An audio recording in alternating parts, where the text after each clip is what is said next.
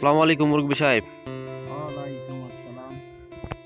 কি তামাক কাটতেছেন নাকি? জি, ও, এটা কি তামাক? এটা হলো ভার্জিনা। ভার্জিনাল। কয় হাত পর পর কার লাগে এটা এই তামাক? 2 হাত আর 1 হাত। দুই হাত কি প্রস্থ নাকি? হ্যাঁ, বুঝতে। আর এক হাত দৈর্ঘ্যটা। এক বিঘা জমিতে কতগুলো পুলি লাগে? 28 থেকে 30।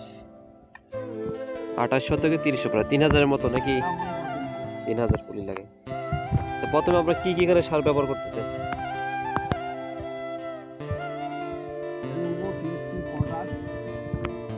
জৈব জৈব সার বিঘা প্রতি কতগুলো লাগে?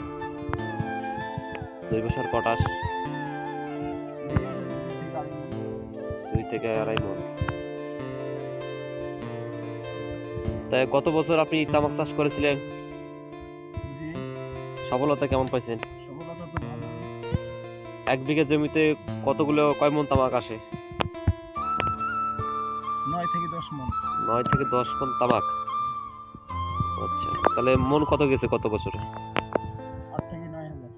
8 থেকে 9, তো মোটামুটি ভালো বাজার পাইছেন। তা এক বিঘা জমিতে এই তামাক চাষাবাদ করতে খরচ হয় কত টাকা?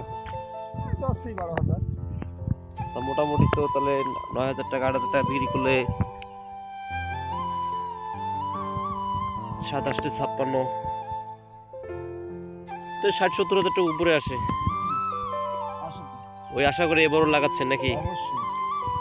তা এবার দাম কেমন আসতে পারে আপনার জানার মতে? গত চেয়ে এবার বেশি। গত বছর চেয়ে গতবার কাছে 8,000 মতো, 9,000। এবার একটু বাড়বে। এবার একটু বাড়বে।